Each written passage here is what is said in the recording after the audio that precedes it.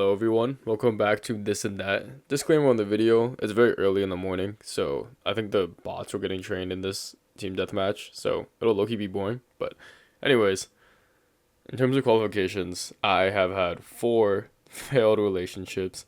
I don't like the term situationship because I don't really feel like it means anything. It just means that you didn't commit or that commitment didn't happen on either end. So I've had many of those, but bottom line is not to like be an asshole, but I've had no problem getting into relationships. But I've had all the problem maintaining them, in which that is not to say that it is solely my responsibility to make a relationship work, but I've not had a successful relationship. So, yeah. And that is to say that it's kind of hard to imagine that considering I'm very young, and successful relationship for many would be like marriage, familial life, and a stability over many years in which you change very much in your youth from year to year. So stability for many years is just very, very unlikely when you as an individual are not stable or consistent. So, of course, with the new advice formatting, I'll be doing blorts and then actually be ranking the things that I believe are important after the blort. So, to start, you need to be vulnerable. You need to be honest with yourself. That means a lot of people are stuck into the cycle of I want to get into a relationship because I think the idea of a relationship might fix all my problems. I think it's very easy to say at face value that that's not right. There's also this value of introspection that you need to have. People value preventative action even if they don't realize that it's something that they value.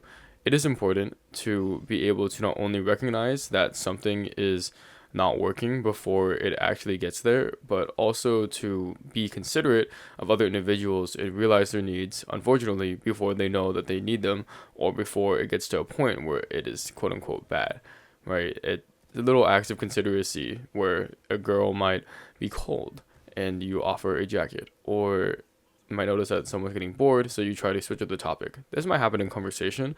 This might happen between people of opposite sexes, but it's nice to provide and actually see the people that you care for and, to care for them and to demonstrate that. That taking initiative is so valuable. It's something that not recently, I'm going to crash out about on this channel, but taking initiative, being a leader, doing leadership, all those good things, they come of course at a price and expense of you, but they mean the world to the people that you do that for. Like, people look up to you for that. People will respect you for that, for doing it right.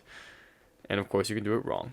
And next thing, I would honestly say be flexible, be patient, right? You are a different person than the person that you are trying to be in a romantic relationship with. So go in there with level-headed expectations of not only this person is not going to fix all my problems, this person might not fix their own problems, but try to make it work. Hopefully that you're in a relationship with someone that you want to work out and that you genuinely want. Next thing, sacrifices. Figure out for yourself what your sacrifices are or how much you are willing to sacrifice or invest into the relationship. For me, that historically has been my life, my extracurriculars, right? I love my sports, I love my friends, and I love my family. I refuse to give any of those up for the sake of a relationship, like switching up on your day ones. It's something that I personally am not willing to do. There's a good analogy out there about a Caesar salad where if somebody doesn't like the sauce, you get rid of the sauce. If somebody gets rid of the lettuce and because they don't like the lettuce and you're just left with a bowl of like cheese and croutons, like, is it still a Caesar salad? The obvious answer is no. And do you feel like you are yourself if you change for the person that you're in a relationship with? You're going to have to change, most likely, in order to get along with a person. We do this mythical pull thing where people treat relationships like gambling, in which life is a gamble, of course, but to believe that there is just that perfect someone out there that's going to be ready for you without changes might work temporarily, but that person most likely is going to change too, which means that if you don't change, then they're not going to be perfect for you. So you need to go with the person that you aspire to be, because you're not going to be frozen in time forever. Oh, check out that riff. Check out that whiff. So there is something else to say there. And another important thing to note from that is as you grow as an individual, you should be growing with your partner and have knowledge of your partner growing as well, which is kind of a rehash of what I just said. But it is to say that it's not static, right? Lives change, people change. You're going to develop as an individual. And to not recognize that, to think that everything is static and that you're going to be in one place forever, very, very unrealistic. And that's why you always need to move forward with the intentions of growing with your partner. I'm losing track of what I wanted to say, so I'm going to start prioritizing. But first and foremost, you need to be honest. No one wants to be in a relationship that they're not wanted in.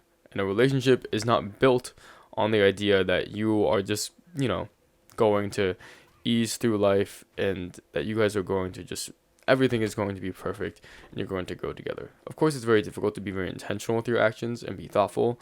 And you might value being in the relationship over being honest with yourself. But frankly, people want to invest in something that they have a future in. It's really hard to start doing a very large, very difficult task without the faith that it is going to work out, right? Nobody's going to jump off a cliff unless they think that they are going to survive, most likely, right?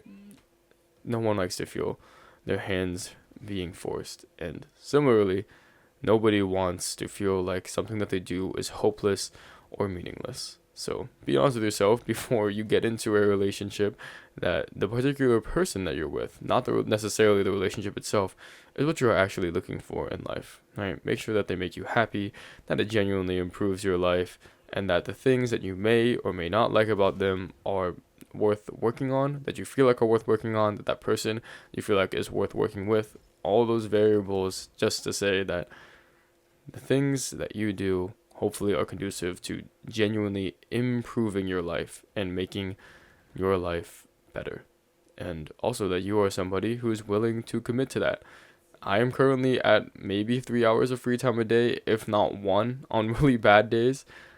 I don't think that that's a good place for me to have a relationship when that free time I also want to spend on things like this and also on working on myself, like going to the gym.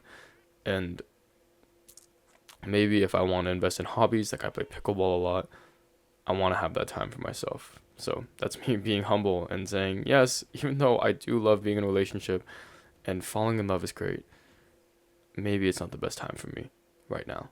And that's something that you need to answer for yourself. Next up, being willing to work and commit in a relationship. I am surprised at how many people just love the idea of a relationship and just don't expect there to be any work.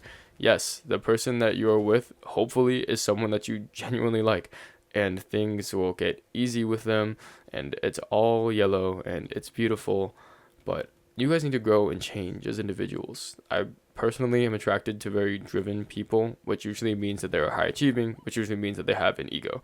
But besides that, they are people who are willing to work. And the reason I like that is because they're willing to work on themselves. And I think that's an undervalued skill because, again, you guys are either going to go together or you're going to go apart. It's very easy to just say that as a binary, but sincerely, really, as individuals, you guys have a whole life to live. And people say like, oh wow, you grow so much every year. We have New Year's resolutions.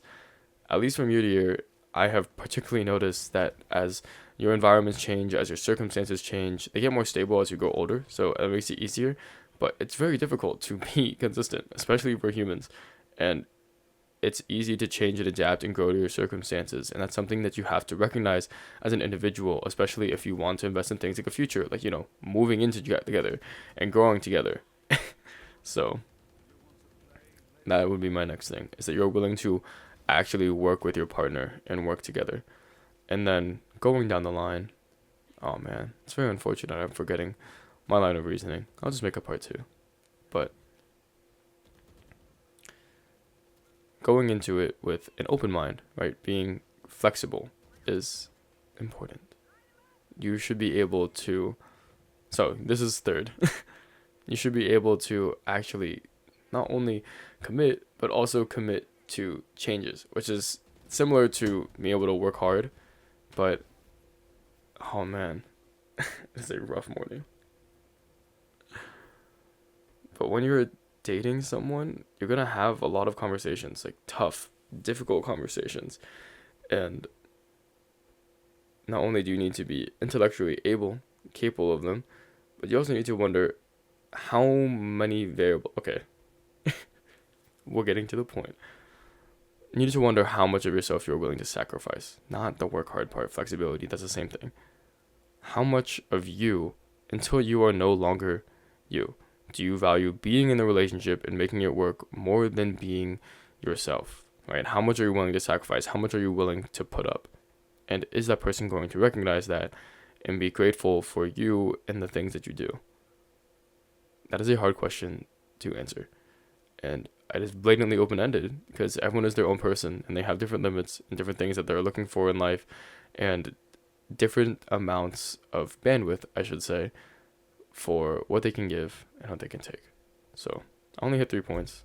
I'm going to leave it at that, so it's raw and so it's honest and so it's genuine, but it's a hard watch. And I would like to go and talk more about this some other time. But that's what I have for today. Thanks for listening. Bye-bye.